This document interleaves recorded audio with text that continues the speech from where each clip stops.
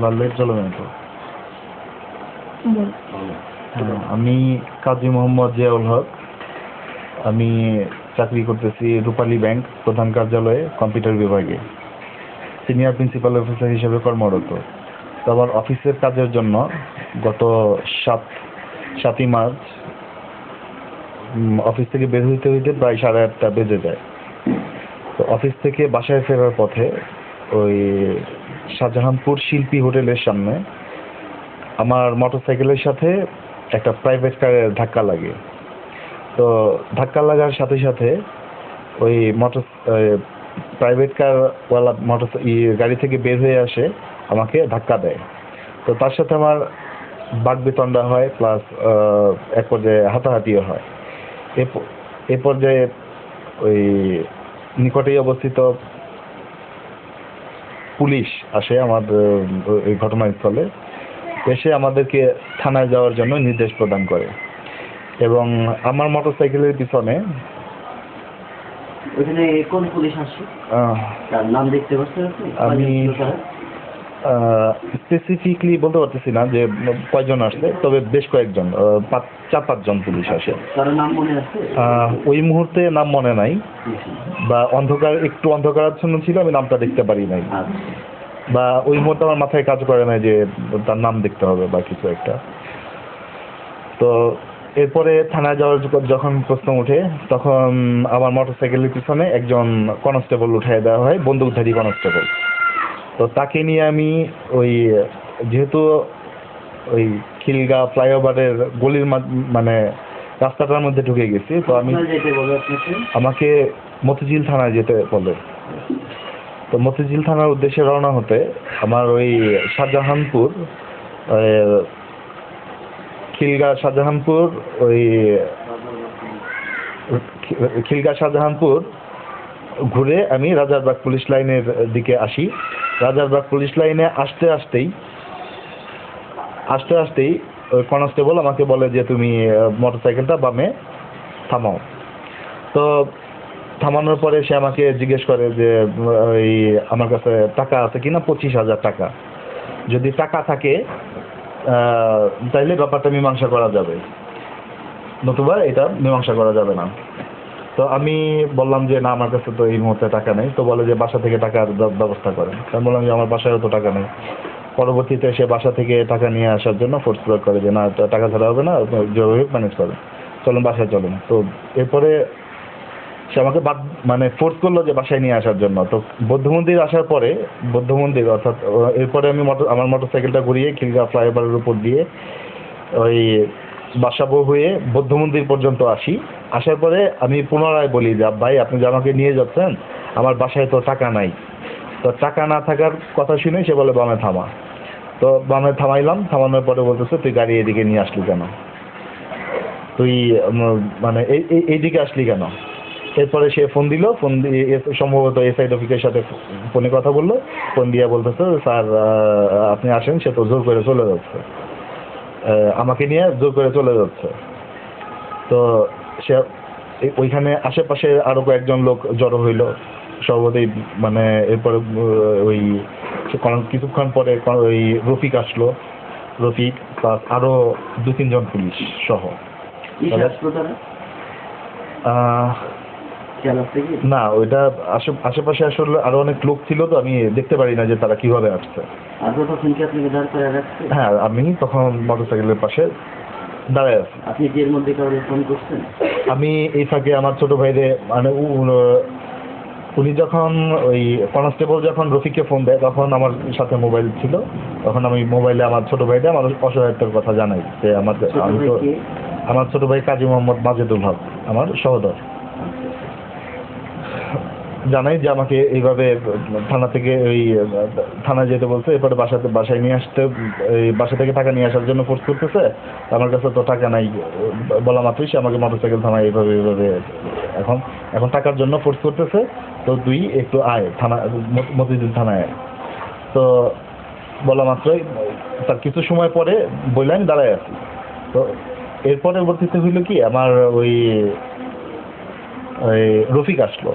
এখানে রফিক এসে 2 জন কনস্টেবল, একজন কনস্টেবল এবং সাথে আরেকজন পুলিশ, অর্থাৎ মোট 2 জন পুলিশ হইল। এবার 2 জন পুলিশ সহ সে ওই আমাকে মানে আমি মোটরসাইকেল ড্রাইভ করে তাদের 2 জন আমাদের পিছে বসাইলো এবং জোর করে ধরে মানে আমাকে বুকে জোর করে ধরে রাখলো। ওই সময় কি আপনাকে কোনো মার দিচ্ছে? না, ওই মুহূর্তে আমাকে কোনো মারধর করে নাই। তো তারপরে থানায় নিয়ে গেল। থানায় নিয়ে যাওয়ার পরে মোটরসাইকেলটা বাইরে রাখলাম। রাখার পরে ধরে নিয়ে যাওয়া না, মানে আমাকে বললো যে সোজা যান। আমি সোজা গেলাম, ডানে গেলাম। ডানে গিয়ে হলো এসআইদের অবস্থিত একটা রুম আছে, সেই রুমে নিয়ে দাঁড় করাইলো। জাস্ট 1 থেকে 2 মিনিট হবে, তারপর চলে আসলো রফিক। তো রফিক আসার পরেই কোনো কথা নাই বার্তা নেই, শুরু করলো মায়ের। ফার্স্টে দিল থাপড়। কোথায়? বাম কানে, ফার্স্টে বাম গালে একটা থাপড় দিল ফার্স্টে, তারপরে কানের মধ্যে বেশ কয়েকটা থাপড় দিল বাম কানে। তো তারপরে এখানে আরো অনেকজন পুলিশ টুলিশ ছিল, এর মাঝে মানে কেউ 2টা একটা থাপ্পড় দিছে, কে দিছে আমার আসলে ওগুলি মনে নাই। তারপরে হইলো যে ওই এদের মধ্যে একজন বললো যে লাঠি নিয়ে আয়। ও পুলিশের গায়ে হাত দিছে। তো পুলিশ নিয়ে পালাইতে চাইছিল, ধাক্কা দিয়ে পালাই দিতে চাইছিল। এই ফাঁকে থানায় গিয়েও আবার ওই যে কনস্টেবল যে আছে সেও বলতে থাকে যে আমাকে ধাক্কা দিয়ে ফেলে দিতে চাইছিল, আমাকে মারতে চাইছিল, তারপরে ও অস্ত্র ছিনতাই করতে চাইছিল, এরকম বিভিন্ন রকমের অভিযোগ সে তুলে। সত্যি নাকি? না, সত্যি না। আপনি মারছেন? না, একটা মোটরসাইকেল চালানোর সময় কিভাবে মারে? মোটরসাইকেল চালানোর সময় আসলে 2 হাতই সামনে থাকে এবং তার কিক দিয়ে ফেলে দেওয়ার মতো বা লাথি দিয়ে ফেলে দেওয়ার মতো অবস্থা আসলে থাকে না। তারপরে কি হলো? তারপরে মারলো, লাঠি নিয়ে আসলো। লাঠি নিয়ে আসার পরে সে আবার লাঠিটা কোনো একজন পুলিশ নিয়ে আসলো। কিসের লাঠি? বেতের লাঠি, এইরকম মোটা লাঠি। তো ওইটা দিয়ে বেশ কয়েকটা বাড়ি দিল। দেওয়ার পরে আমি হাতে পায়ে ধরে মাপ টাপ চাইলাম। কোথায় বাড়ি দিল? পায়ে বাড়ি দিল, পায়ে বাম পায়ে এইখানে।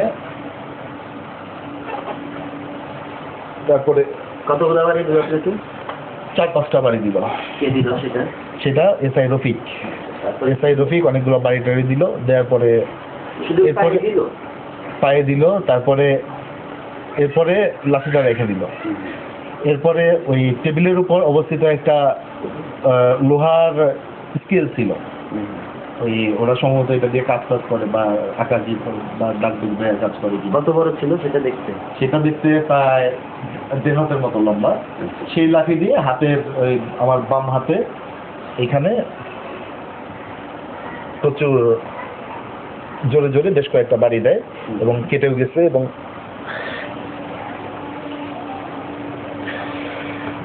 গেছে এবং ওষুধ খাওয়াতে দাগগুলো এখন একটু কম। তারপরে কি হলো? তারপরে জিজ্ঞেস করলো যে এই ফাঁকে আরেকজন পুলিশ জিজ্ঞেস করলো, ওইখানে তো আসলে অনেকগুলো পুলিশ ছিল। একজন পুলিশ জিজ্ঞেস করলো কি করছ তুই? তো বললাম যে সরকারি ব্যাংকে কর্মরত আছি। তো এইটা বলা মাত্রই তারা মনে হইলো ঝাঁপাইয়া পড়লো কয়েকজন মিলে, সে বুট দিয়ে সমানে লাথি। তো মানে পায়ে কয়েকটা লাথি দেওয়ার পরে আমি পড়ে গেলাম। পায়ে হাঁটুতে এইখান দিয়ে লাথি দেওয়ার পরে আমি পড়ে গেলাম। পড়ে যাওয়ার পরে তারপরেও বুকে এই দিক দিয়েও অনেকগুলো লাথি দিল। আবার কেউ সাইড থেকে এসে লাথি দিল। মানে হাতে গেছেন পড়ার পর আপনার বুকে? হ্যাঁ, বুকে লাথিতেছে। তারপরে হইলো যে কেউ আবার হাতেও লাথি দিছে। মানে আমি আসলে ওই মুহূর্তে এগুলি দেখার মতো অবস্থা ছিল না যে কে লাথি দিলে কে কোন দিক দিয়ে মারতেছে আমি এগুলি দেখতেছি না। তো তারপরে পরবর্তীতে ওই